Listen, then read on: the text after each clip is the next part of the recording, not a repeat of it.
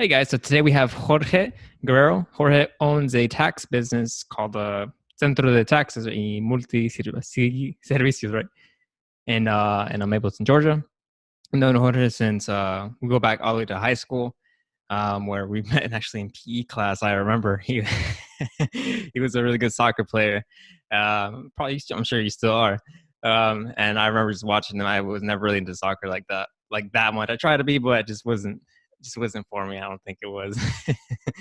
but yeah, we just kind of want to get to talk about how you started your business, how you got into that, and was this always something that you wanted to do, or how did this come to be? Um, I always wanted to do something. I always wanted to have my own business. I don't know if you remember Coach Franco, the Yeah. Spanish, the Oh, Spanish okay. teacher. Yeah, I remember him.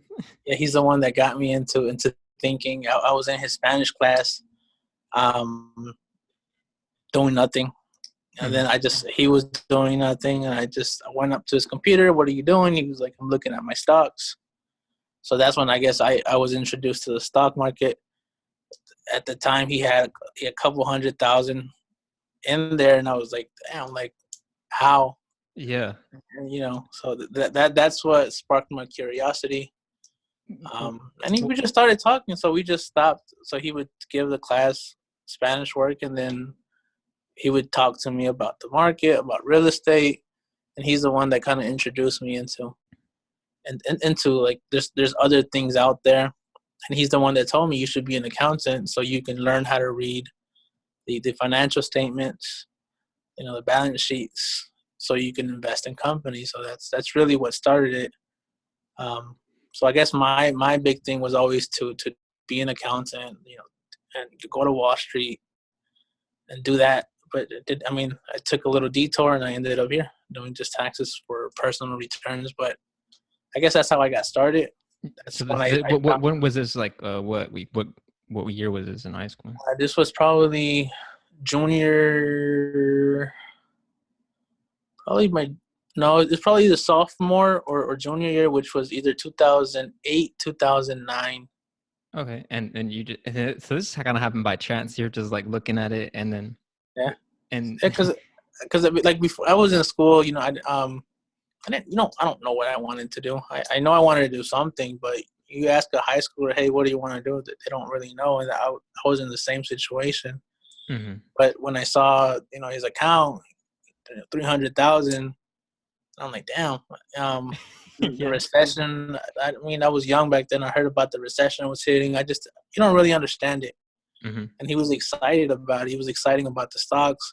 Everybody was out, was freaking out about their jobs, and he was excited about, showing me the opportunities, the houses, you buy them and sell them, and this is stuff I was never introduced to. And he kind of changed the way I think. It Mhm. started with him. Right. Yeah, So you started like looking into this on your own and whatnot. yeah. Um, I'm sure that must have been. So then what happened? So you go through high school. You about to graduate. I'm assuming like senior year. Did you at this point you have a better idea what you want to do? Did you take the Yeah. accounting route? Yeah, so 2010, I graduated May, and then it was that May. I was sitting at home, and then my mom was like, "Are you going to college?" And I was like, "I don't know. I can't. I don't have any money." Hmm. And I told them, "Oh, I don't apply for. I can't. I don't qualify for FAFSA or anything like that. Hmm. I don't have any money." She was like, "There has to be something out there," and I was like, "No, there isn't." So I googled something, and boom, there was something. I went to a small school. It's called Interactive College of Hmm. Technology. They had an accounting course. They had some payment plans, and I started doing accounting there. So it was just like a small 2-year thing, Hmm. um, from Chambly. So I would take the train there, like from my house in Mableton to Chambly, 45 minutes in car. I took the trains. I learned how to get on the train, So come back home. you got on the bus and everything, CCT, Yeah, and then did that the whole whole route. wow Yeah, every day. every day. So I did. Yeah, I guess I just started doing accounting because of what he said. Um, and then in September ish of that same year, 2010, I took some tax courses from Liberty Tax. Hmm. Um, I came and I asked Maricela. for a job. It's this lady that does taxes, and my mom was telling me that this is where we do our taxes. Ask her for a job. So I went in October. She said no. No, there's nothing to do. Right. Then in January, my aunt, I don't know what she was. She went to Maricela's office. She was really busy. One of the girls had quit. And she said, hey, my sobrino is doing taxes. Like, he's learning. He's an accountant. She was hyping me up. And then she was like, oh. And then, like, Jorge, and I'm like, oh, isn't that one kid that came and asked for in October? Like, yeah, that's my sobrino. And then I guess she was desperate. She needed help. And she called me up. And she was like, do you want to work? Yes. And, yeah, that's when it started. So that was October 2010. And then I started working in January 2011. And at the same time you're going to school? Yes, college. Okay. So I talked to her about that. I told her I was going to college. So I would leave work around 3 or 4 in the afternoon, 2 or 3 days a week. So I could get to class at 5. And then, so I was going to college and working at the same time. Gotcha. Well, what was there at that point were you frustrated about going to college and having to work, or like was it like, or that were you mad that I can't get FAFSA on all this? That this school kind of just opened up and you were like, I'm gonna kind of go with it, see where it goes. I mean, I've always been frustrated. No, because now that I think back at everything I did, I'm like, dang, I really did do a lot. I think I did go out of my way. I had from the office, I had to walk maybe like a mile to get to the bus stop. And then I wait there for 30 minutes till the bus came, and then take a train, and then take another train, and then go to school, come back at night. Then my parents would pick me up at the bus stop. But at the time, it was normal. I mean, I didn't see it as like, my life sucks. It was just normal to me, not being able to apply for FAFSA. So can you elaborate, like, why that was normal for you?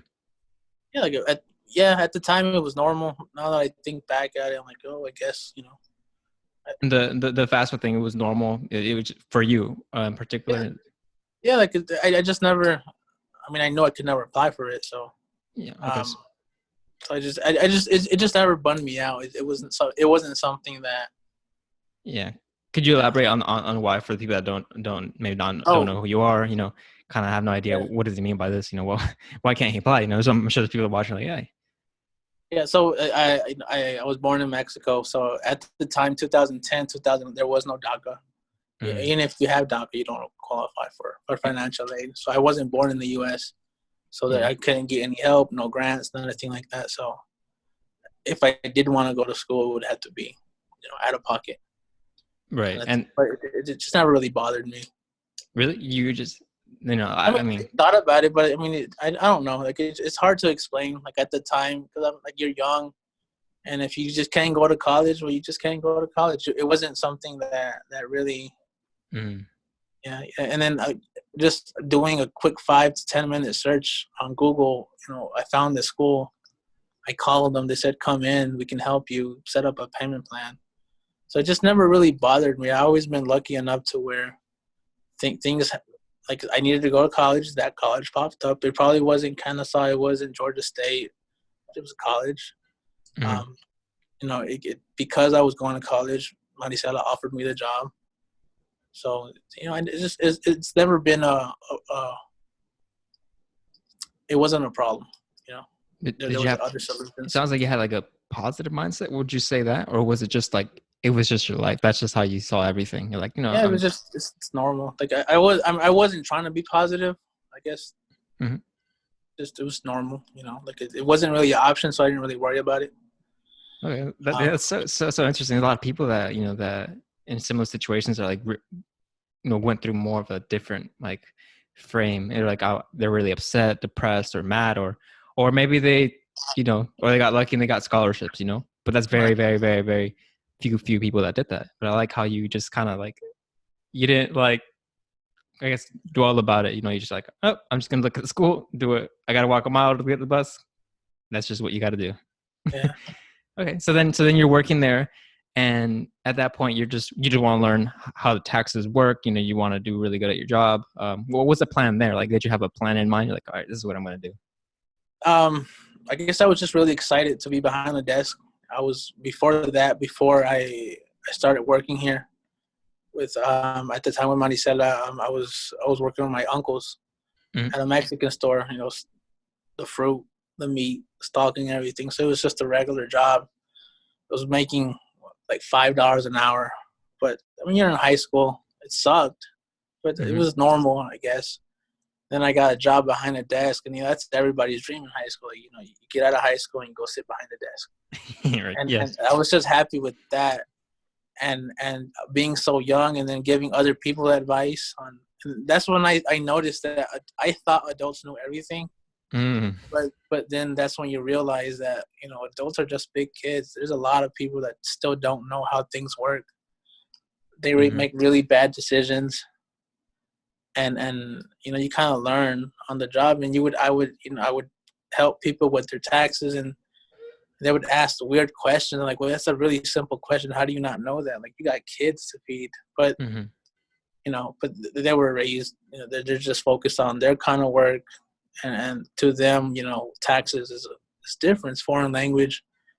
you know um, they didn't go to school to learn this, or they weren't taught how to read financial statements, or how to organize it, because there's a lot of people that own businesses, and you would think they would be more organized, Mhm. but they're not.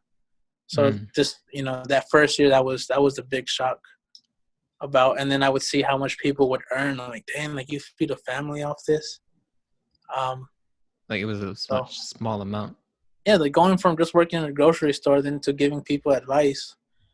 That was a um bit a shock. yeah, like that was, I guess that was the first year, and then I really enjoyed it, because like I said, that's what I wanted to do. I wanted to talk to people. I like numbers. I like business. I like seeing how much people make. I like giving younger people advice on what they could be doing. Mhm. There's other options, not just college. There's this, there's that. There's other things that you could do to make money. Right. So and ever since I started, I always thought, like, just a thought in the back of my head, one day this business is going to be mine, or one day I'm going to open up a tax business. Um, I just felt it, and I always treated my job like if it was my business. Mhm. Worked long hours. I didn't complain. I actually enjoyed it, Mhm. working a lot of hours. And ever since then, I've been doing the same thing over and over. And with a couple of years, and you get better at it. Right. People start to trust you. My first year was a little bit embarrassing, because there would be a lot of people waiting, and I would call their name like, "Hey, Luis, do you want me to do your taxes?" Like, "No, I'll wait for the next person, the next tax preparer." Right. Right. And then I would call the next person, and they were like, "No, I'll wait." So you would go through like 6, 7, 8 people. They would rather wait an extra 2 hours than for me to help them, because I looked young, I was new, Gotcha. my Spanish wasn't all that great, Okay. so So I could. you learned you better your Spanish while on the job too. Yeah, but yeah, so I wouldn't talk much. I would just give them like, "This is your refund." They would Mhm. ask me why, and I'm like, dang, like, it would be hard for me to explain things to them, because when I took the courses, they were all in English.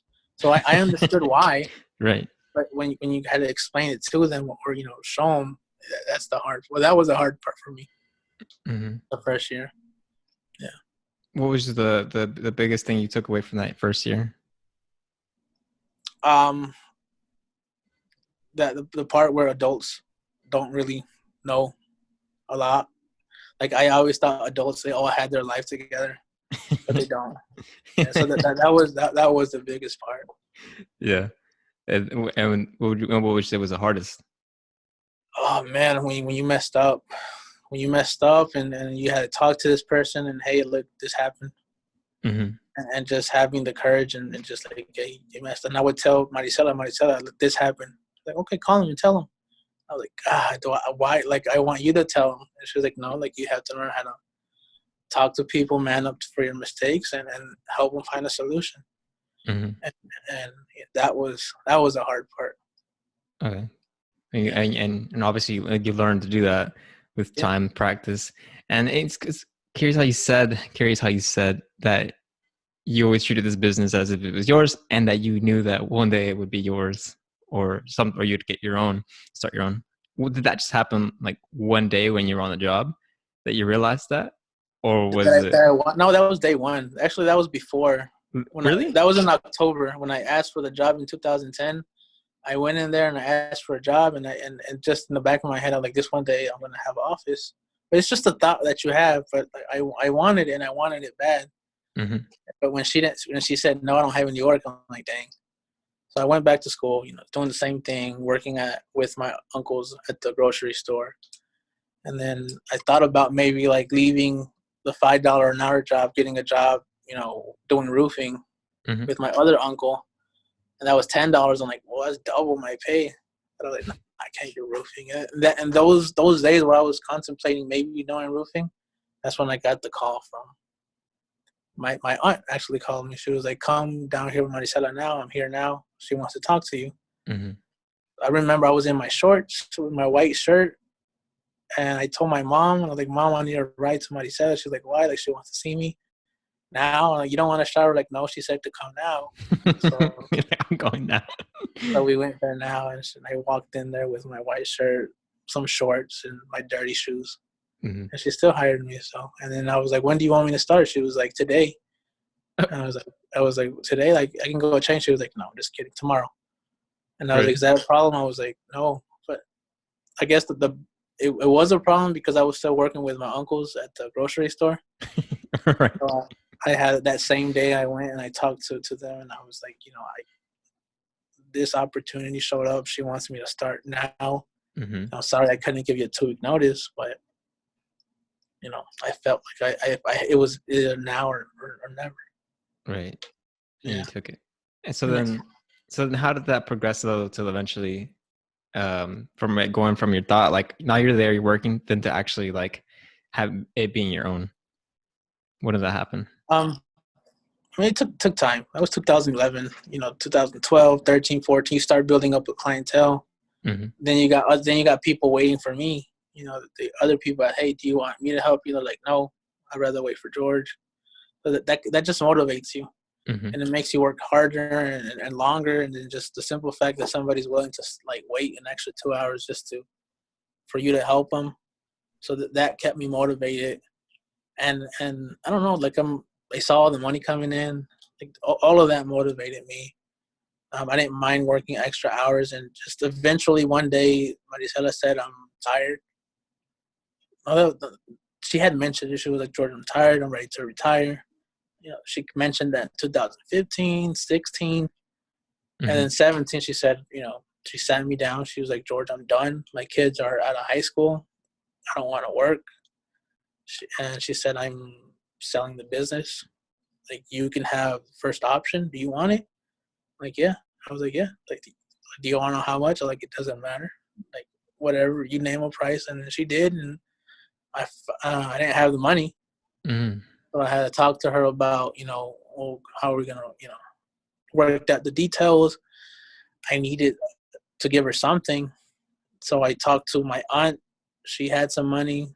And I told her I had this big planned out. I wrote out the details, how I was going to pay her back. Mm-hmm. I estimated how much, I had this whole thing. So I went to her house and I told her, I need to talk to you about loan. And she was like, okay.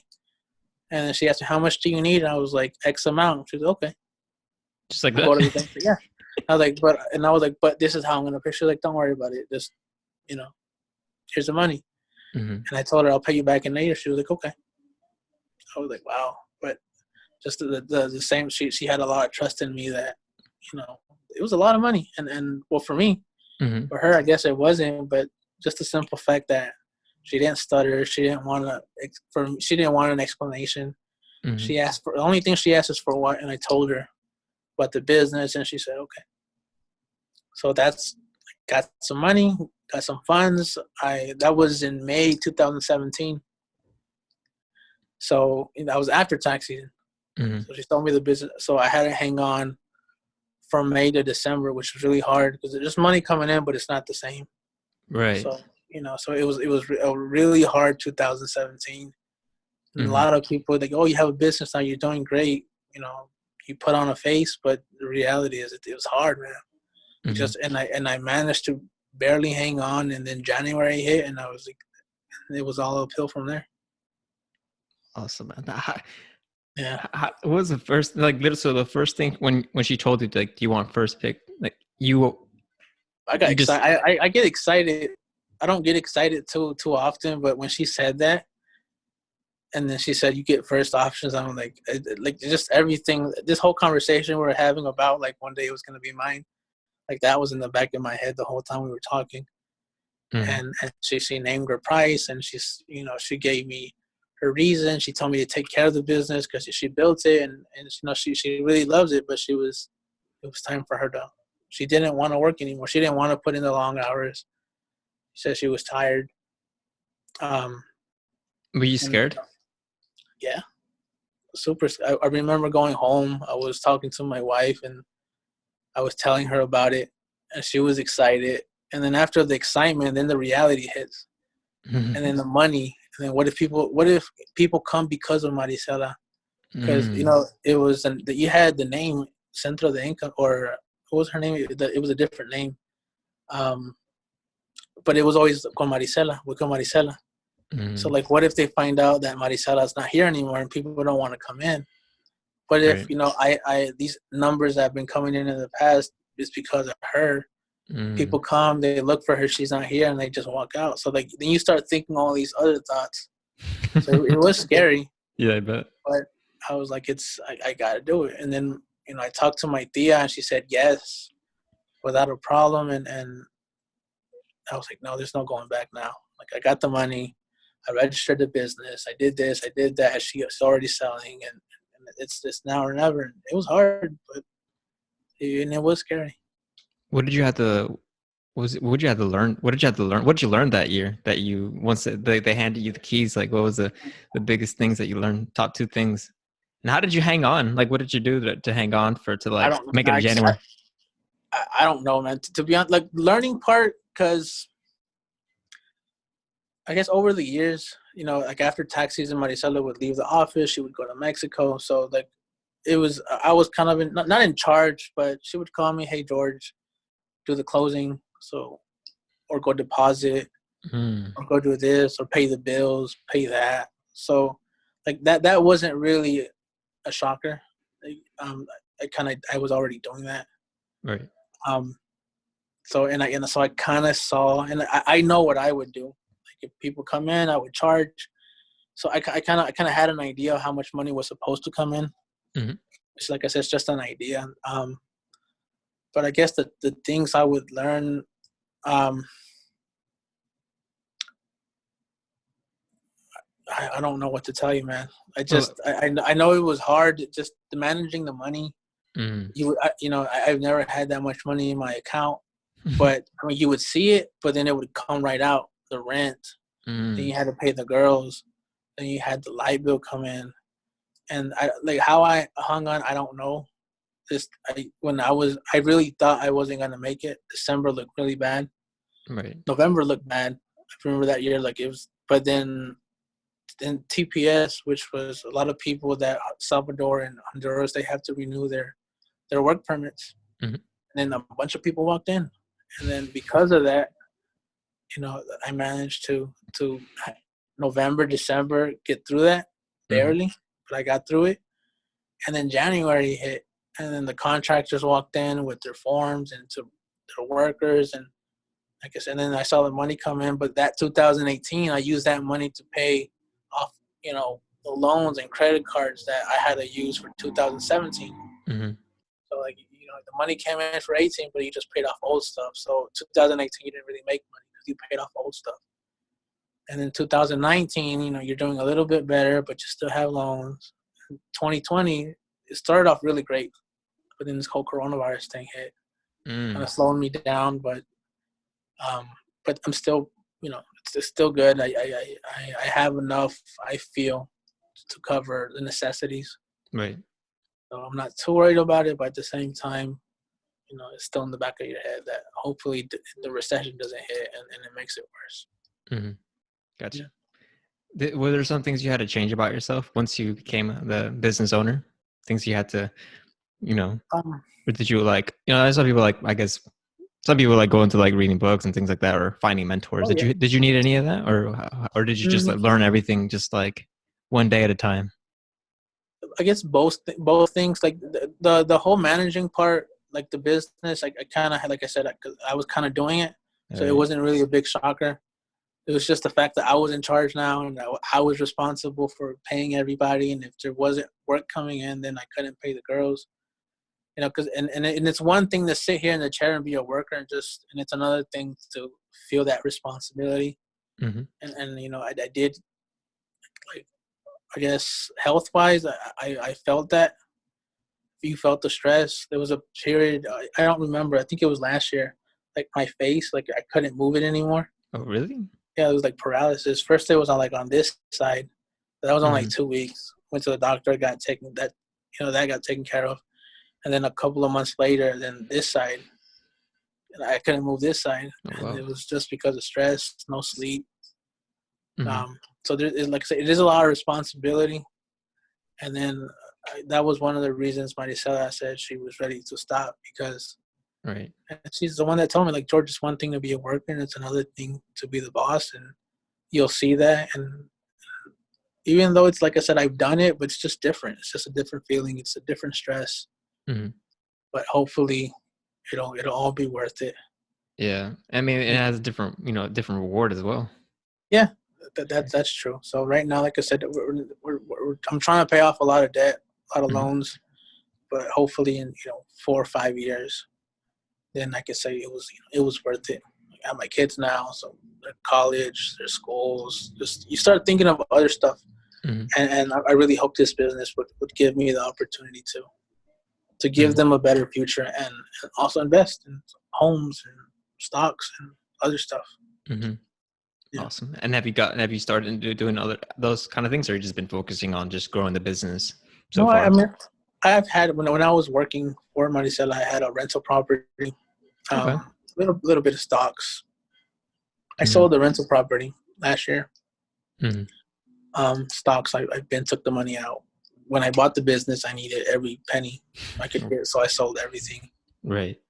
Yeah. So right now, like I said, I sold. I don't have anything, but in the future, or if this does hit a recession and then the home prices drop, I guess I want to start, taking advantage of those prices and maybe buy 1 or 2 homes. So now you're Coach Franco right now in this position. You think I wish about it. I haven't talked to him in a while, but I wish I could talk to him and see what he's up to. He's probably excited again. Right? I mean, that's funny though. Like how just a few years ago, you were learning about stocks, and he was telling you about this whole like new world, and then now you're like, hey, if it crashes, I'm gonna look into it and probably buy some properties up. Right. I think that's an amazing thing, man. How you went from that to today. Yeah. And especially how you bought it. Like I work in private equity, so basically just buy businesses all the time, and but you did this already a while ago, and it just kind of happened by chance, and it's just crazy how, I mean, from what I understand, it's a lot better to buy a business than to start one. A lot easier because it already comes with employees, a structured clientele. So you just get the keys, and it's like, I mean, I'm sure things change a bit, but it's already making money day one. Yeah, and I agree with that, because when you want to start a tax office, it's hard because first you got to get the right, a certain amount of clients for it to make sense, because you got to pay the workers, you got to pay the rent, you got to pay the software, then the light bill, and then there still has to be enough left for you to eat. And to start a tax business, it's hard. So I agree. Like, buying the business was a lot easier because everybody, the name was here, the clients were here, the workers were here. It was just, like, Maricela's gone, but we're still here. I'm still here. I can still help you. And maybe like a couple left, but the majority stayed. Yeah, I was gonna ask you about that. You were kind of afraid about, are the people coming because of her? But what did you find out? That they just took? You said they continued to come. Yeah, like, I don't have the exact numbers, but there was a couple of people like that would walk in. She's not here, and they just left. that hurt. But then you get your new clients, and then you get other people, and now we're adding 200 or 300 clients every year. Mm-hmm. Not a lot, but it's all recommendations. It's all new clients. So you lose some, you win some, but every year we're adding. We're adding new clients. Yeah, so we're growing. That's awesome. What would you if you go back and talk to yourself when you were young, what would you tell yourself now? What advice would you give yourself to get there faster, or what you would tell, don't do this or do this better? Don't spend as much. I don't know, because like me and my wife, we've been together for years, but even though it was $5 an hour, I got my $80 a week, and we would spend it all. And then I started working here. Mm-hmm. I spent it all. I spent all my money just on going out, having fun. And, if I maybe saved a little bit, I could have, put a down payment on a home sooner. Mm-hmm. Maybe I would have had 2 or 3 houses when the economy was down. But, you start spending it on a lot of stuff you don't need, going out to eat all the time. And I still do that now. It's a bad habit. Mm-hmm. Breakfast, lunch, dinner. I don't really eat at home. I'm always at the office. But if I could tell myself, it would be safe, because, a recession, there's always opportunities. There's a lot of opportunities, but if you're not ready and you don't have money saved up, or you don't have this, like, you can't take advantage of those opportunities. So I guess the advice I would give myself is stop spending so much on things that aren't necessary. Yeah. I mean, I've even realized that from my own life and in my family. When I got older, I was like, I think the issue is not that we don't make enough, but it's like we just don't know how to manage it. We don't know how to manage the money that we do have. Like, we just don't save, and it's just simple as that, like understanding, just basic finance. Yeah, that's true. Like, I wish that's the part where, like, I was really motivated to make money, but I should have also, saved money. Yeah, like one thing is like a skill to learn how to make it, but then like there's another skill to like learn how to save it, and then how to invest it. Then that's a whole thing on its own. Yeah, that's true. And you just gotta you just can't be scared. Like, I was talking to clients just 2 days ago, Mm-hmm. And I was so happy that their way of thinking changed, and that's because they're talking to their bosses. How they're nervous about the recession, or how their boss is telling them, no, like, this is an opportunity. Mm-hmm. Like, if you ever wanted to jump in the stock market, time is now. Mm-hmm. Home Depot's not going out of business. Apple's not going. Like, all these big companies, they're not going out of business. The stock market crashed. You buy now, and then 10 years later, you make money. Or if the housing market crashes, be ready. Have enough for a down payment. You can get a good home for a good price. So just the way you think about it. So their mindset changed, and there's just so much opportunity. It's just the way you look at it. I talk to other clients; they're really depressed. They're just thinking, day to day, paying their bills, and there's nothing wrong with that. But I think it's better if you just look at the positive in this whole situation. That you just have to be ready to take advantage of the opportunity. Right. And did your mind change when you start seeing that more, when you started having more success, or you just kind of always had it in a way? I mean, I guess I kind of always had it. Just, talking to Coach Franco, talking to the clients that make a little bit more money, the contractors, the way they talk to their workers, the way they think. You just start talking to more. I talk to Maricela, the way she thinks. You just start surrounding yourself with positive people that are making money. Because, before I started working here, like, I didn't know anybody. I just knew everybody that was just working at a grocery store. You talk to them, they're really good friends, but I mean, they're just living paycheck to paycheck. They're not talking about investing. They're not talking about, taking advantage of these opportunities. Like right now. And then, yeah, like, now that I feel like I was surrounded by people like Maricela, the contractors, Franco, and all of them. They helped me change the way you think. And I never liked reading. I never liked podcasts. But I was like, I'm going to give it a shot. And I started listening to them. I started listening to motivational videos. and it does, and it's just little snippets that you hear from different people, like different quotes, and they just stick in the back of your mind, and that they helps. I didn't think it really did help, but it does help, listening to other people and people that made it. So yeah. What would you say is the number one thing you need to be able to go from basically, I guess, from nothing to like to success? Actually doing it, because I talk to a lot of people that have all these dreams, all these ideas, and they never pull the trigger, or the opportunity shows up, but they just don't do it. Actually do it.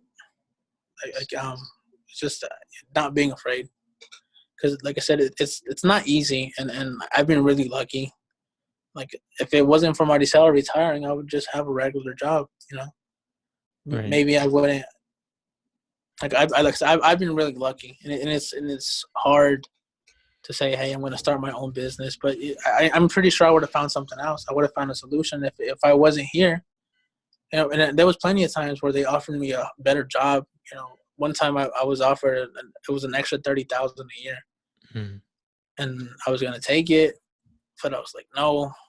It's just, there's other options out there, and if Maricela didn't sell, I'm pretty sure I would have bought another home.